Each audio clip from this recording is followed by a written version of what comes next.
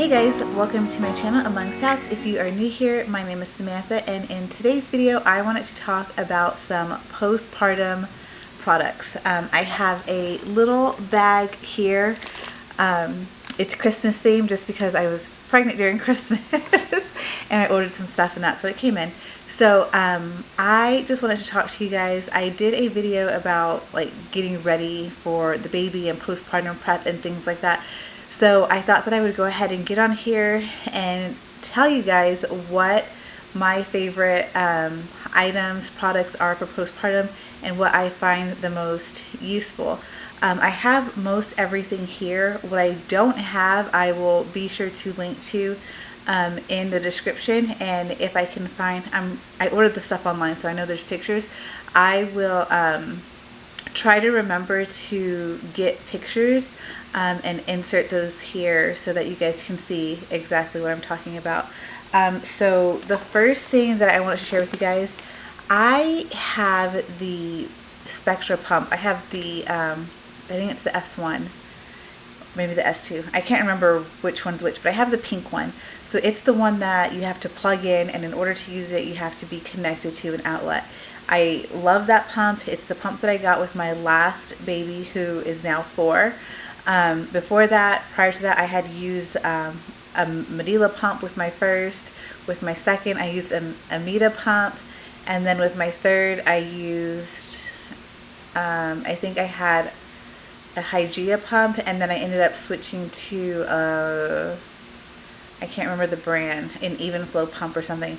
All of those have worked fine, but over the years I've learned what works better for me and my body, and I've learned what my body responds to the best, and almost every one of those other pumps that I used in the past were just too harsh for me.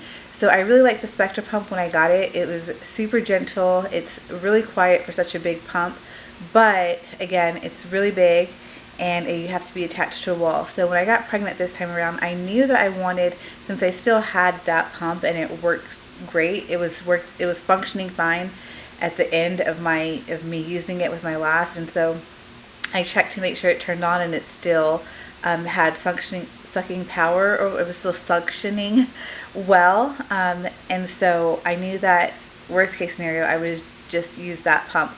And so since I already had that one and I had access to another one from my insurance, I was willing to pay the upgrade fee for something that was more hands-free, or something that I just wouldn't have to be attached to the wall with. So I looked into the Willow pump, the Elvie pump, and then some other pumps that were bigger that you didn't necessarily have to wear, that were also at least portable, not necessarily hands-free but portable, and some of those you can use other cups to make them hands-free. What I ended up going with was the Elvie, and here's the pump part to it. This is the Elvie Stride, and this is the pump, and then you have these cups. I only have one of them and I used it, so sorry if you still see some milk in there, but this is the cup, and you get 2 of these when you get the pump. And I have actually really been enjoying this pump. When I was looking up reviews, because it is, I think it's about 2 years old now at this point, but it was newer when I was looking up pumps, and there wasn't a whole lot of reviews. But one of the constant things that I see with some of these more portable hands-free options is that you don't get the same suction power out of them like you would with your, say, your Medela or your Spectra pumps. But what I have noticed, and again, my body tends to respond better with a more gentle pump like the Spectra, and I would say this is similar to that but a little bit more gentle, and I pump out the exact same amount, maybe more, with this one. I enjoy pumping with this one a whole lot more. I will use my Spectra like in the middle of the night or the early morning if I hadn't cleaned these out, but anytime if I'm in bed, my Spectra stays connected to the outlet next to my bed. So if I'm in bed, that's the pump that I'm going to use. And anytime I'm awake and getting ready to go, especially Monday mornings, on the mornings where I'm getting ready for CC or to go somewhere, any other morning, I will nurse my daughter, shower, get myself ready, my husband gets her ready, and then while I'm getting ready I will pump, And yeah, I haven't noticed any sort of decrease in my milk supply when I use this pump, or that I get any less milk with this pump than with my Spectra. So I will say that this is pretty on par with a lot of your other pumps that are rated hospital grade. I believe Elvie does rate this one as hospital grade, but not their other one that's completely hands-free, because the difference between that one and this is their other pump, like everything in the cup is the pump, so you don't have to worry about a separate pump unit or any tubes. So I really like that pump. I highly recommend it if you know that your body responds to more gentler suction for as far as pumping goes. So enough about that. Let's get into some other stuff. One thing that over the years I kind of have complained about postpartum is that I'm always so cold, and I didn't really, and this is my 5th baby, and I hadn't really heard of the postpartum chill until this postpartum. So our bodies our bodies are bleeding, and you're depleting a lot of, you're having a lot of blood loss, you're losing a lot of your minerals and vitamins. So it makes sense that our body goes through this cold period. It's really important to keep yourself warm. I highly recommend having a heating pad, specifically for that, for keeping you warm, but also for any aches and pains that you have a heating pad ready to go. It's really helpful. I also use an electric heating blanket that my son got me for Christmas. So an electric blanket I think is also really good, but having the heating pad and then throwing a blanket on as long as you're awake is also really beneficial. The other thing that I have on my nightstand, and I didn't get this off to show you guys because I don't think it's an absolute necessity, but it was nice to have, is this little cube heater, a little self heater thing. That was also really helpful.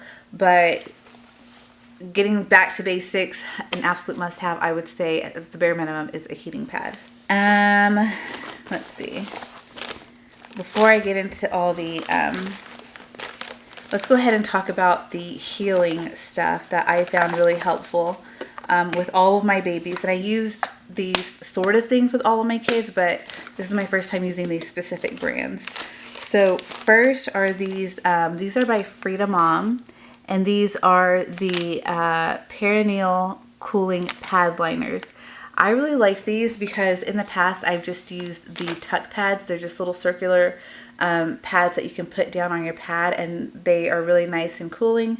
But what makes these much better and a better option is because they're not little circle pads that you're having to put 3 down on your pad. It comes out as one long sheet. Let me see. I think, yeah, there's still one in here that I can show you guys. This is all dried out now, but there's these long sheets, so you can just lay this entire thing down on your pad and not have to worry about all the little circles. And it gives you the same healing and coolness effect of a tux pad. So I really enjoyed these this time. I have never needed to have stitches or have had major trauma with childbirth vaginally. So even still, these are super helpful because I'm still sore. I still get really sore down there. You're having a baby. So I think that whether or not you are someone who tears or has an episiotomy or has had to have stitches, these are still really beneficial.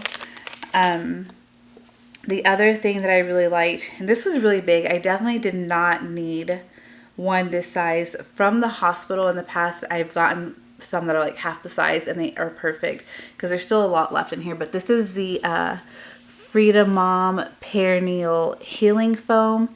And again, this is something that I've used in a different form from the hospital. And what you do is you have your regular pad, you put down your cooling liner, and then you put the foam on top, and it is really nice and cooling, and it feels really nice down there. So these are 2 things that I would recommend that you have on hand before your baby comes. The other thing I don't have here to show you guys, oh wait, I do have it. The other thing that I would recommend is you can do a full sitz bath, or what we ended up doing. These are the herbal afterbirth bath. So you can use this like in a sitz bath, or you can make up a really, and like use the sitz bath pan, or you can make up a bath with like not a whole lot of water and put this in there and get you and baby in there. Again, this I got with my birth kit, and it had a ton in there, and we made jugs of herbs out of this for my postpartum period, and I still have a ton left, so I can gift this to someone else now. But what's really nice is my husband brewed this up and just made a tea out of it. And then we would fill up a peri bottle with this, and this is what I would use when I was going to the bathroom, because you can't wipe. So instead of just filling my peri bottle up with regular water, I would fill it up with the herbs that we, with the tea that we made out of these herbs, and it was amazing. So this compared with, so this in addition to these, absolutely amazing.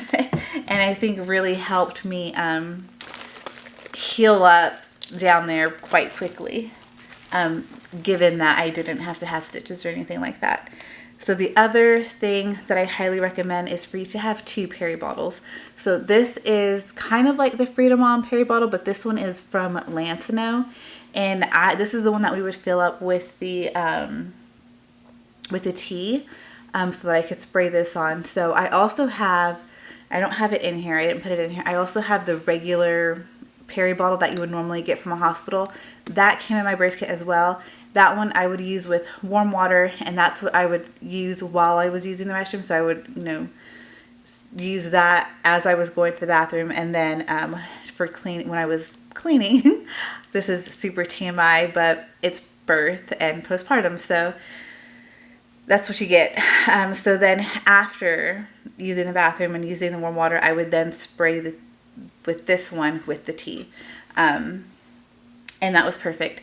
I actually prefer the like hospital style peri bottles over this. I know that more people prefer these that angle up that way, but these, at least this one, I haven't used the Frida Mom one, but this one by Lansinoh is very leaky. It leaked a lot, and yeah, I prefer, I had 4 other kids, and with all those other kids, I used the one that the hospital gave me, which is like that simple clear one.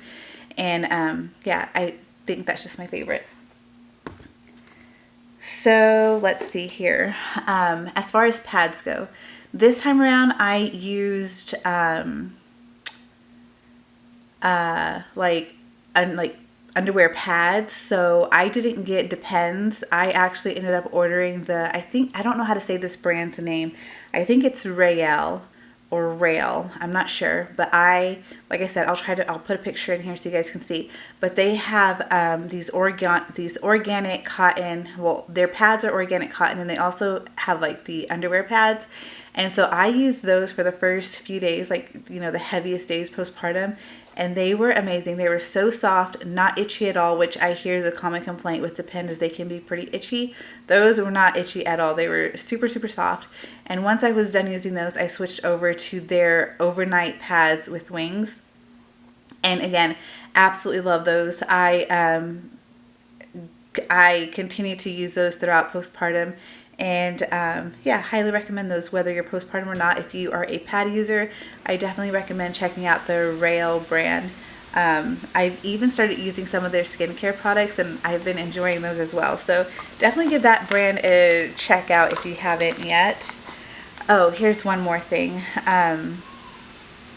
In the hospital, they would normally give you Dermaplast, and I've used that with all 4 of my other kids. Even though I tend to like things more natural, I've always just kind of liked what the hospital gave me, and so I used it. Never saw the need to go and purchase my own stuff. But this time around, since I wasn't going to be in the hospital, I took the opportunity to get some more natural stuff. And this is the Herbal Postpartum Spray for Cooling Relief by Lansinoh. And I know Earth Mama makes a perineal spray, and there's a couple other companies that make perineal sprays. This one was nice. I haven't used any other ones besides the Dermaplast. I actually, if you don't have a problem with the ingredients in Dermaplast, I highly recommend that. It has always worked well for me, and this was great too. I didn't finish it all. As you can see, like the bottle gets a little bit weird and harder to spray, and there's still like a little bit more than half the bottle in here. So that's one thing to think about with these kind of spray bottles, because the dermoplast is like an aerosol.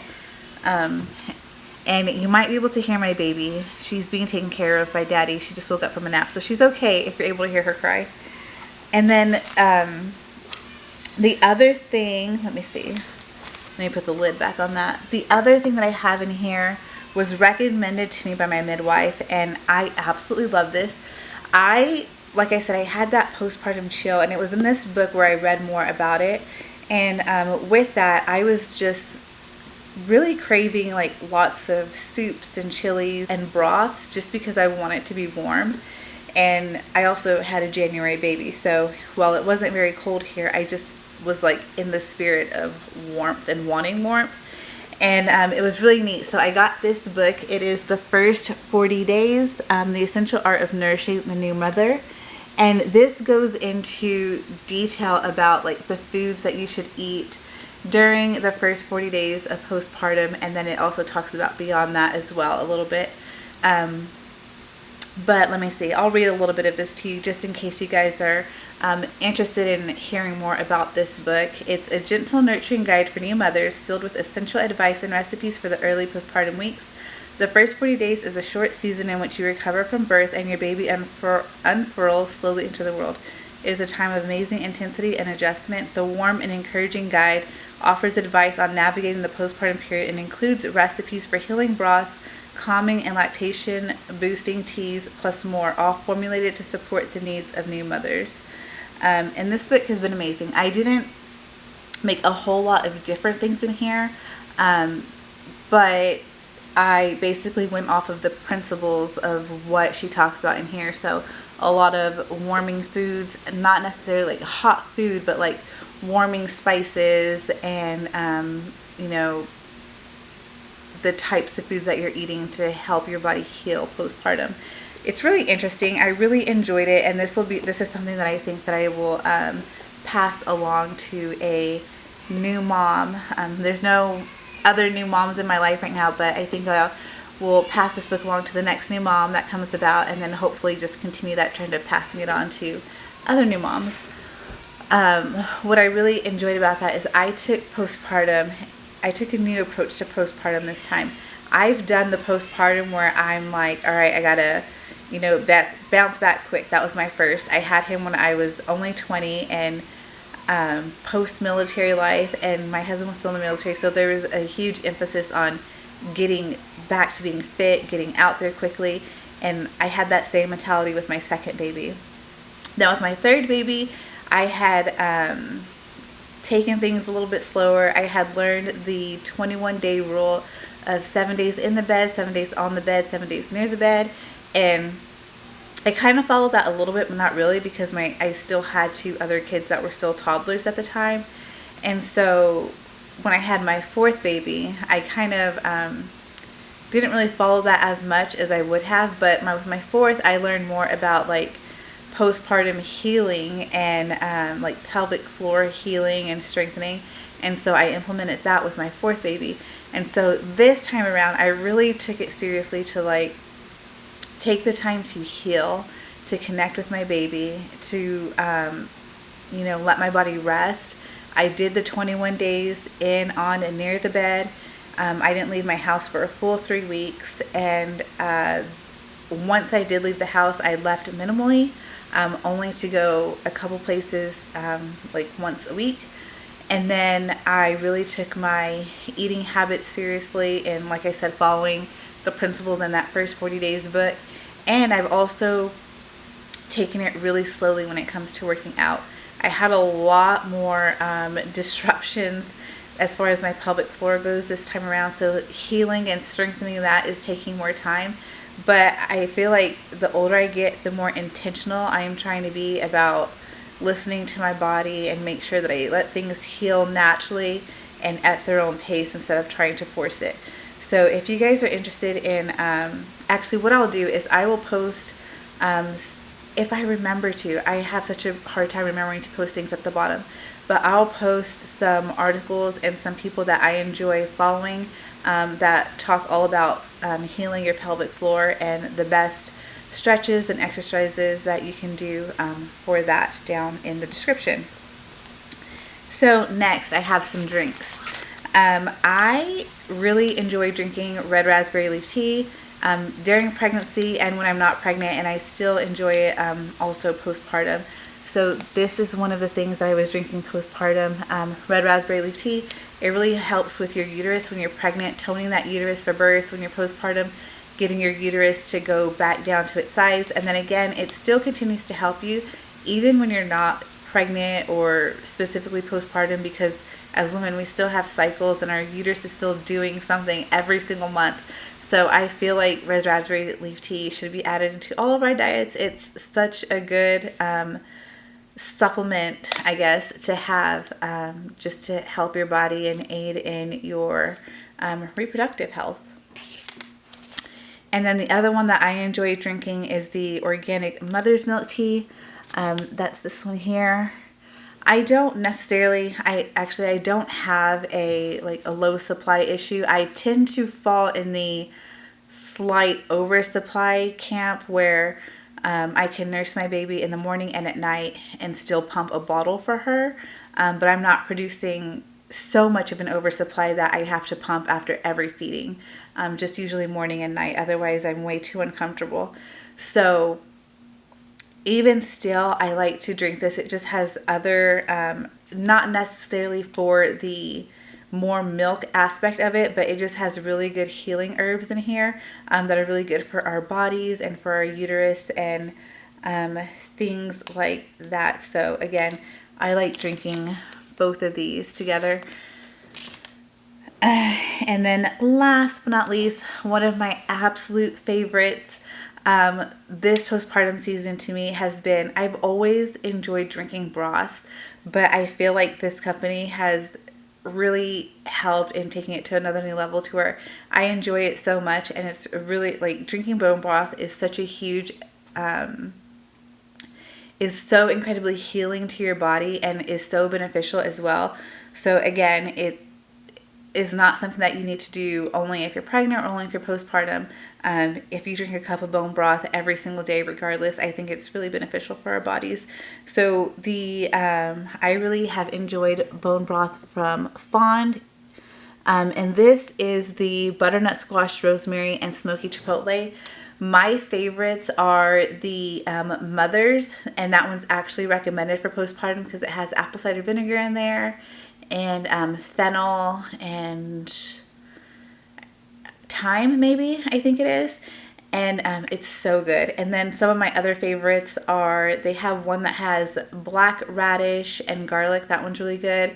There's another called Spring Clean with lemon, garlic, and some herbs. That one's really good. And then there's one that's called like Bouquet Garni, which has sage and some other yummy ingredients in it. Really good. Honestly, I haven't had any of them that have tasted bad, and I've had both their chicken bone broth and their beef bone broth. So add bone broth to your morning routine or even your nighttime routine, and definitely get the benefits of what bone broth can bring to your health. It's so good for you.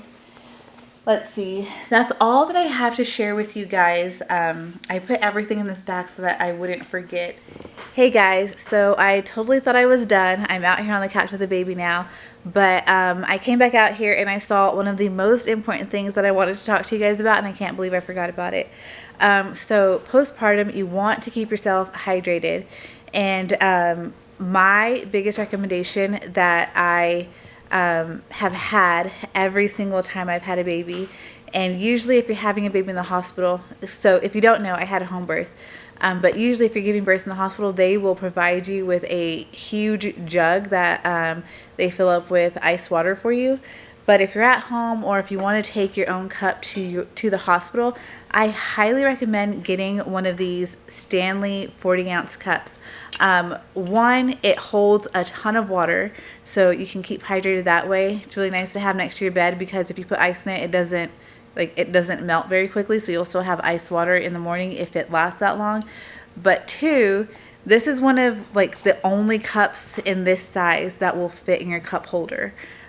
So anywhere you're going, you can always take this cup and you have somewhere to put it because it fits in your cup holder. So that's why I specifically recommend the Stanley.